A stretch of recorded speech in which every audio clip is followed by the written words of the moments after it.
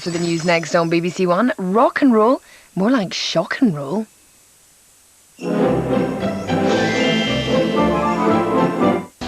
Oz, what are you doing there? We're not leaving until we get you back, you can count on that. Bring Barry safe home. Auf Wiedersehen Pet concludes tomorrow at 9 on BBC One, after Ground Force, on the road to Marrakesh. 3!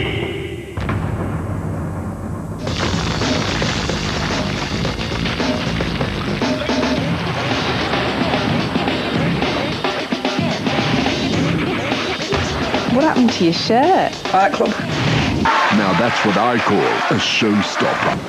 Broken the house. The new year on BBC Three. It is big and it is clever. I will do anything you want me to do. I want to make detective. There you go. You can do it. Stick with me. You can do it. Training Day, tomorrow at 10:25 on BBC One. Saturday the 21st of May. I'm sorry, Mr. Ferguson, we have a block booking that weekend. Mr. Wenger called. Manchester? Yes, I think someone rang this morning. Keegan, his name was. Oh, is that not your lot? No, I thought I'd better check. She never puts anything in the book, see? Sorry, Mr. F, the 21st is just gone. Don't worry, Wisey. We'll have that fixed by the final. A little hope can go a long way. The FA Cup third round, coming soon.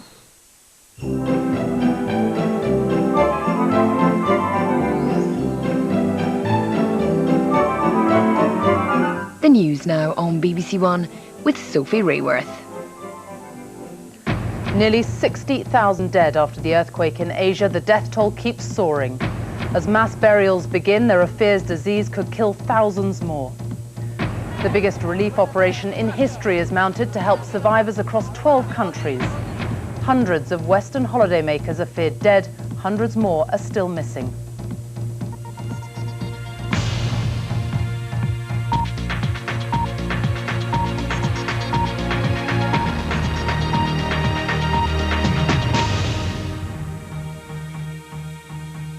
Good evening. The huge scale of the disaster that's hit 12 countries around the Indian Ocean is becoming all too clear.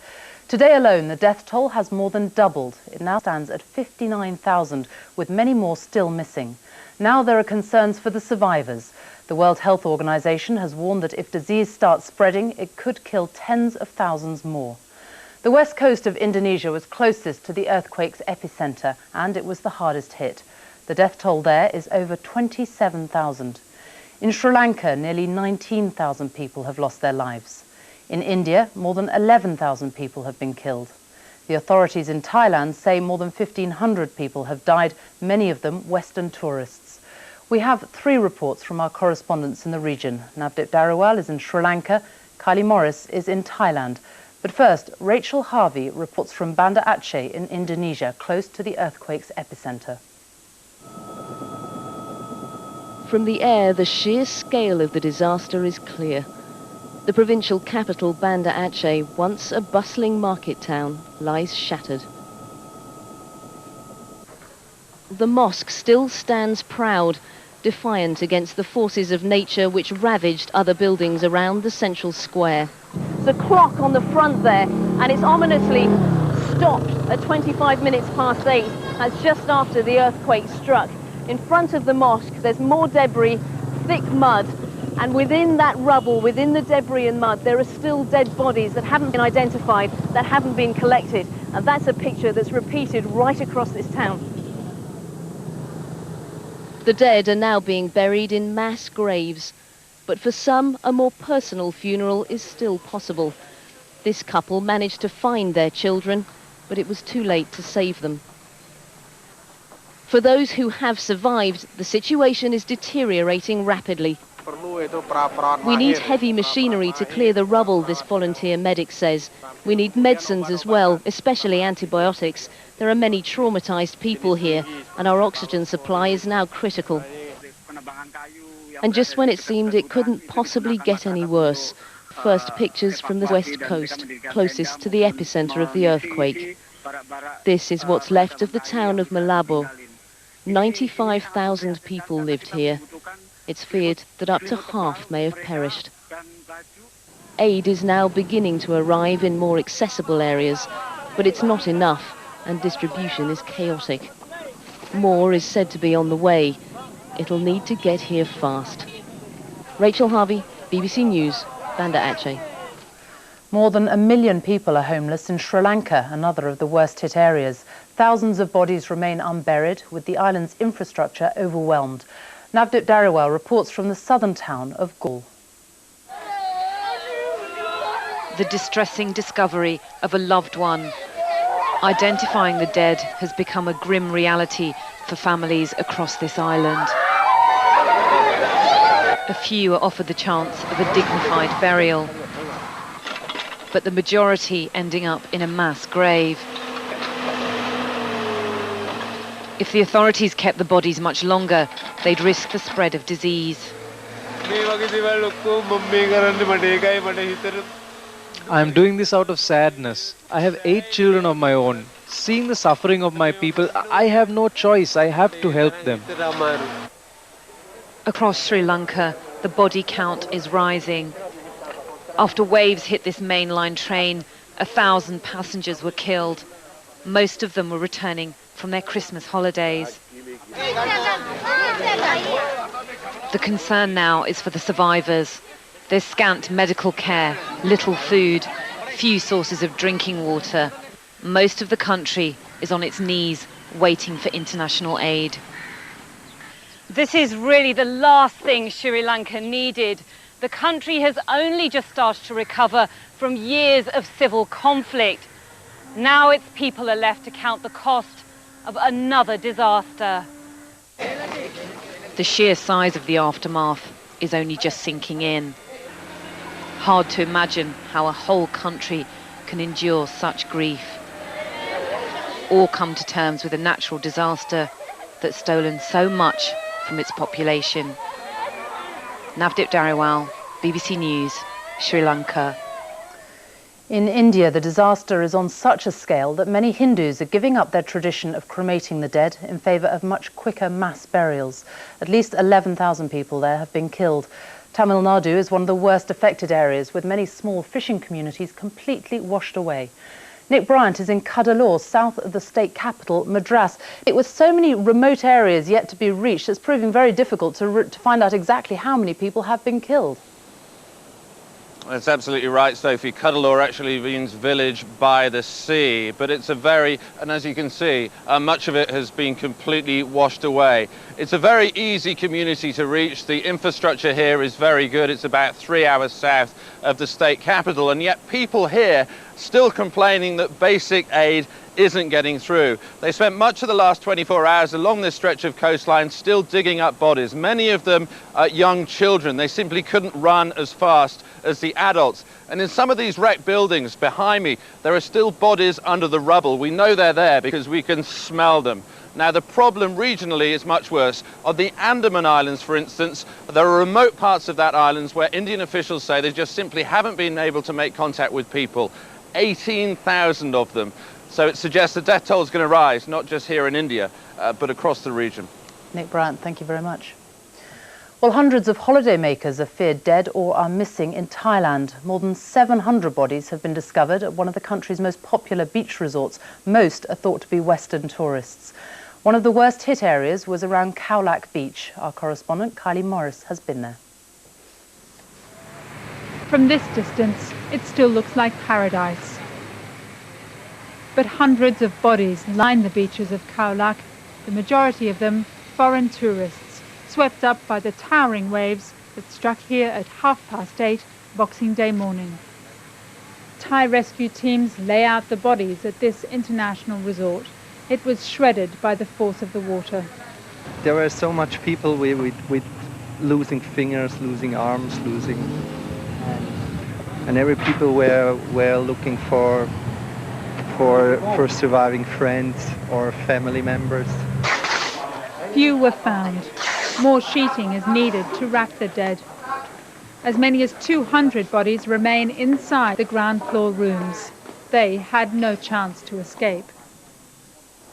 This pretty coastline is part of the reason why Khao Lak is so popular. It's a quiet, remote place. The resorts here are simple and built very close to the water's edge. Tragically, that might explain why so many people have died here. Only meters from where I'm standing is the body of a tourist, a woman still dressed in her swimming costume. People are still returning from other isolated resorts. This boatload, one of many today from the island of Phi Phi. The majority of those who survived have now reached safety. But the search for the dead continues, the memory of them destined to haunt this picture postcard coastline. Kylie Morris, BBC News, Khao Lak.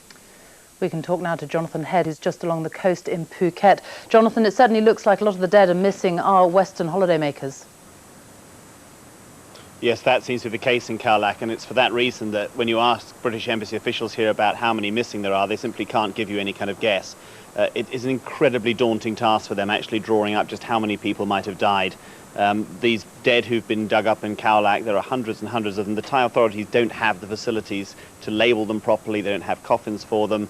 A lot of them are buried deeply in sand or underneath collapsed buildings. They don't have the heavy machinery to lift them. This area is much better off than many of the other areas hit by the earthquake, and yet even here the impact is overwhelming. And the tourist toll here is quite simply unknown. There are a whole load more tourists who are out at sea, who've been swept away. They may never be found, and it's a horrible job at the moment for the embassy officials trying to work out the scale of this catastrophe of British tourists. Jonathan, thank you.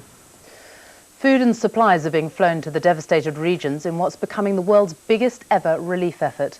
As the risk of disease grows, establishing fresh water supplies and sanitation facilities is one of the top priorities. Here's Paul Adams. Families, villages, whole regions ripped apart by the sea, and not much sign of help. But in distant capitals across the globe, that effort is now underway. It'll cost billions, the biggest relief operation the world has ever seen. In Abu Dhabi, blankets and medicines are loaded, bound for Sri Lanka. More to follow in the coming days. Scenes like this now around the world. The UN says it's impressed. The international assistance has been immediate and generous. There are dozens of planes airbound as we speak.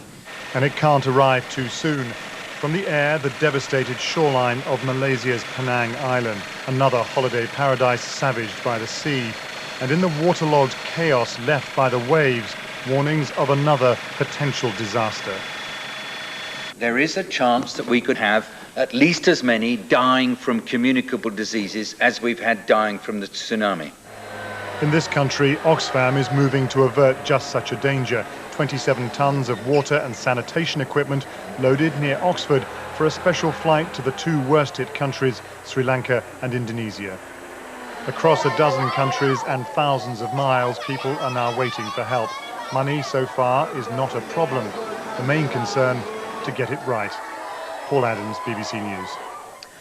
An emergency appeal for donations to help the victims of the disaster has been launched. It's being run by Britain's Disasters Emergency Committee, and the phone number is 0870 606 0900. That's 0870 606 0900. 18 Britons are now known to be among the hundreds of Western tourists killed in the disaster, but the figure is expected to rise. They include the 14-year-old granddaughter of the film director Lord Attenborough, who'd been on holiday with her family in Thailand.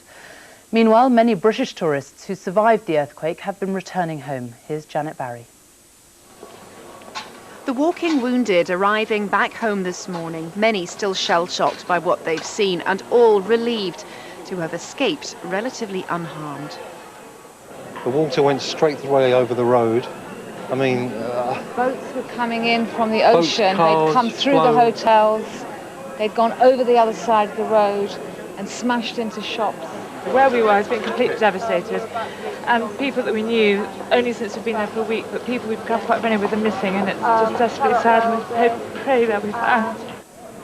This couple were rescued by Sri Lankan friends who brought them to safety. They paid tribute to the help given to Western tourists by local people. They carried people from the beach, they carried people there, took people, worked all night, took them to the airport to make sure they got away, and through the Sri Lankan people, more people didn't die, more Westerners didn't die than they did.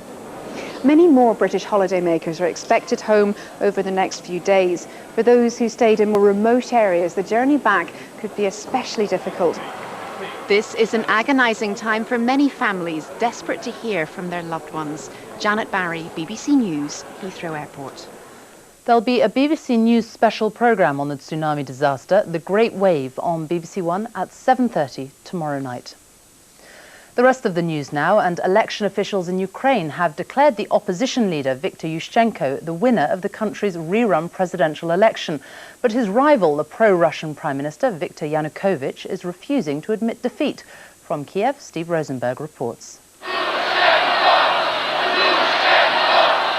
After 6 months of campaigning and 3 rounds of voting, Viktor Yushchenko today was officially declared Ukraine's new president. On Independence Square, he congratulated his supporters for everything they'd achieved, but he also warned them not to be complacent. He said his defeated opponent, Prime Minister Viktor Yanukovych, was planning an illegal cabinet meeting for the morning. He called on the crowd to blockade the government building. For the thousands who'd gathered here, it was time to reflect on a month of turmoil. But these people felt they'd defended democracy and could celebrate the dawn of a new Ukraine. When the final election result was announced, though, Ukraine seemed more divided than ever, a country split down the middle. Divisions which Viktor Yanukovych predicts will cause Mr. Yushchenko problems. Yushchenko, he said, will never be accepted by a large part of Ukraine. Viktor Yushchenko may have won this election, but not by a landslide. More than 40% of voters voted against him. His first challenge will be to unite a nation which remains deeply divided.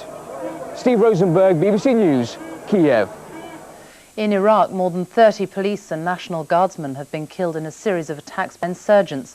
The most deadly assault was in Tikrit, Saddam Hussein's birthplace. 12 of the officers were killed when gunmen opened fire at a police station. Another 5 were killed in attacks on 2 checkpoints in the city. Now, with news of a good day for England's cricketers and the Premiership results, here's Hazel. Hello. Thanks, Sophie. Good evening. England have staged a spectacular comeback in the second test against South Africa in Durban. Andrew Strauss and Marcus Trescothick both scored centuries in a record-breaking opening stand which turned a daunting deficit into a healthy 88-run lead. When bad light stopped play on the third day, England were 281 for 1. Time was when an England side faced with such a mountainous task would have succumbed in the foothills of a desperate rearguard action. But not this one. Although still 163 in arrears, Andrew Strauss and Marcus Trescothick took only a glance at the upward gradient and took a run at it. Within a few overs, the initiative had been ruthlessly wrenched from South Africa's grasp, and thoughts turned from avoiding defeat to the possibility of forcing a victory. During what's been an astonishing year, England have been mining a seam of deep resolve, and seldom has it been more productive than here after their first innings collapse. Together, the two batsmen posted the best opening partnership on the ground, and improbably, England had wiped out their deficit without loss. The personal milestones came soon after, Trescothick the first to his 100. Followed quickly by Strauss reaching 3 figures for the 4th time in only his 9th test. With South Africa now demoralised, the pair piled on the agony as they built rapidly on the lead they'd established. They continued to call the tune until 273 had been amassed, when the persevering Pollock found sufficient movement to dislodge Trescothick for 132. But Strauss was still there when an early close was forced by bad light, and there's more than a glimmer of the prospect of engineering one of the more unlikely wins of recent times. Kevin Geary, BBC News. To football now, and Match of the Day will have all of the goals from all 9 Premiership games on BBC One at 11:20 tonight. But let's give you the main headlines. Manchester United have maintained their recent momentum to move up into 3rd place in the table after tonight's 1-0 win at Aston Villa. The breakthrough came 5 minutes before half-time, courtesy of a very well-taken left-foot strike from Ryan Giggs. United have now won 7 of their last 8 league games. Meanwhile, Arjen Robben scored the first of Chelsea's late goals in their 2-0 success at Portsmouth. They're now 8 points clear at the top. And Duncan Ferguson was sent off as Everton lost their grip on 3rd place after a 2-0 defeat at Charlton. At Anfield, Liverpool overcame Southampton in a hard-fought match to maintain the pressure on the leaders. Cinema Pongo scored the only goal of the game, but came just before the interval. Elsewhere, Blackburn beat Bolton 1-0. Fulham's troubles continued after another defeat, this time at Birmingham. West Brom salvaged a point at Manchester City. Middlesbrough beat Norwich 2-0. And Tottenham's winning run came to a halt with a draw against Crystal Palace. So with champions Arsenal not in action until tomorrow, Chelsea have tightened their grip on the title race. And at the other end, Crystal Palace have moved out of the bottom three. They've been replaced by Norwich. Now in racing, triple Gold Cup winner Best Mate has suffered a surprise defeat in what was billed as his last outing before the Cheltenham Festival. In the Lexus chase at Leopardstown, his arch rival Beef or Salmon got the better of him by fully 7 lengths. However, the bookmakers still rate Best Mate as the favourite for an historic 4th win in the Gold Cup in March. And finally, Silver Birch, ridden by Ruby Walsh, won the Welsh National at Chepstow today. That's it. Sophie. Hazel, thank you very much.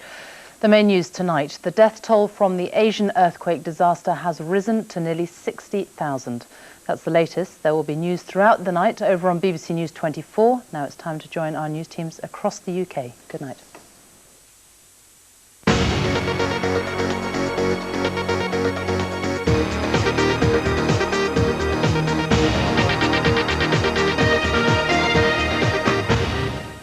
Hello and good evening from BBC London News. I'm Riz Lateef.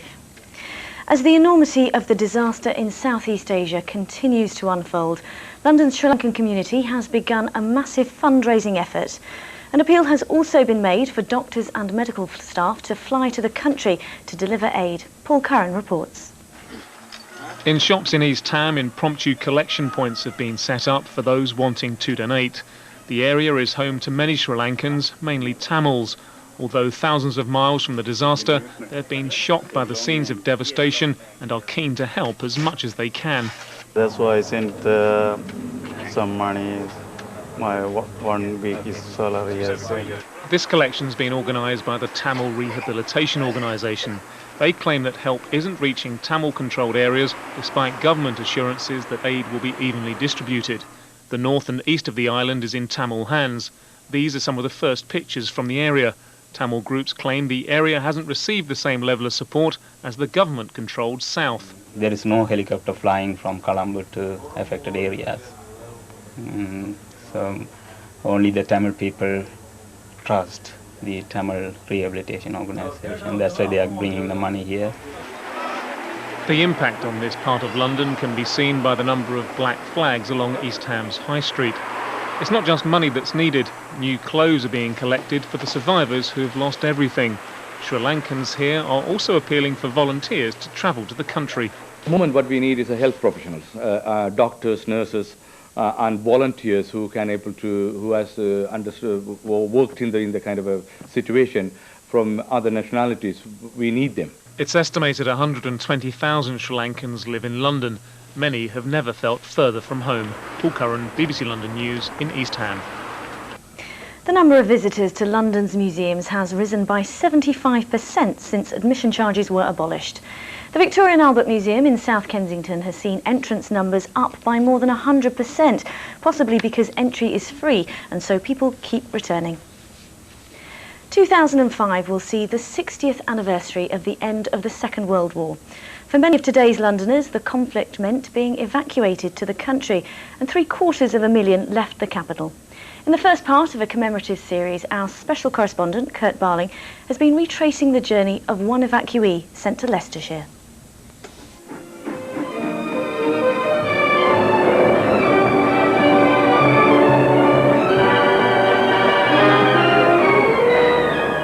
Although the newsreels painted a picture of a happy exodus, that was largely a work of fiction.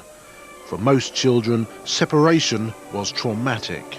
How much warning did you have, John, that you were coming?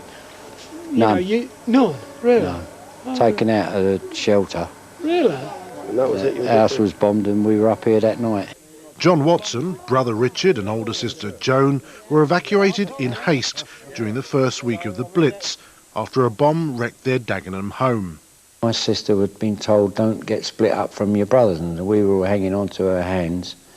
I mean, 2 small boys at 4 and 5, and my sister was 8, responsible for us. Managing the traumatic mass departures was the Women's Voluntary Service. The children, they all had their gas mask in a little cardboard box.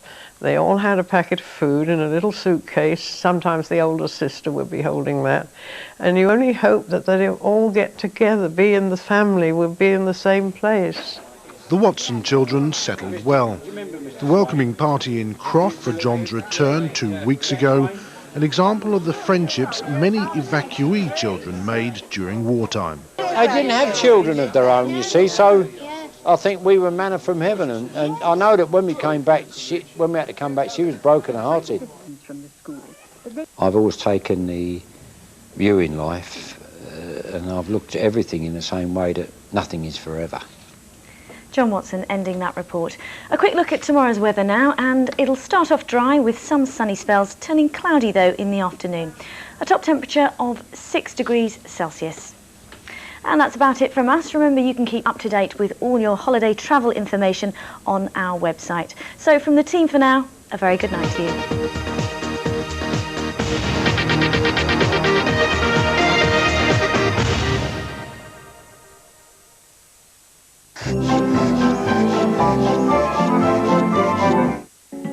A museum dedicated to killers and their crimes. If we don't all sign, the museum closes. Their motives. I'm not signing that release.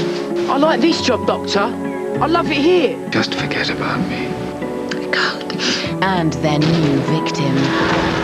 Your brother's dead. The museum isn't. Accident, suicide or murder. They were an accident! Martin Shaw stars in an adaptation of P.D. James' Murder Room. New Year's Day, 9:40 BBC One.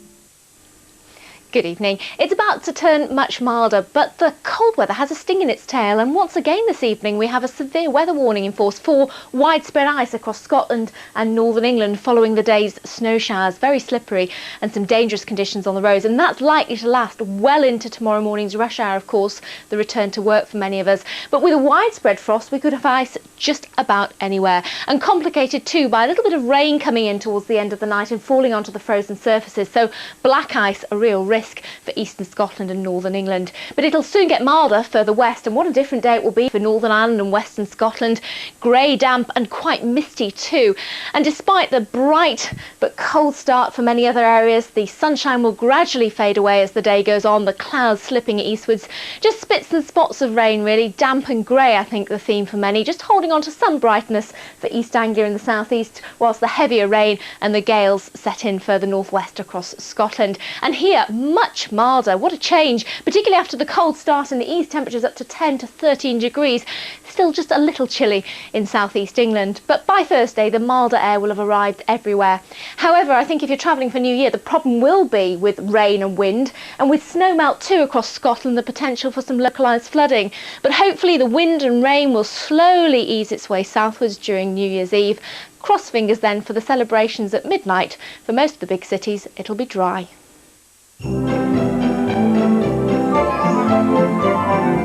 Due to the extended news, the rest of the night will be running 5 minutes later than billed, with Match of the Day at 11:25. Don't say a word. We have your daughter. Time is running out. You have a patient. She has a 6-digit number in her troubled mind. Michael Douglas, Sean Bean. He's got my little girl. I'm scared. Don't say a word. New Year's Eve at 9 on BBC One.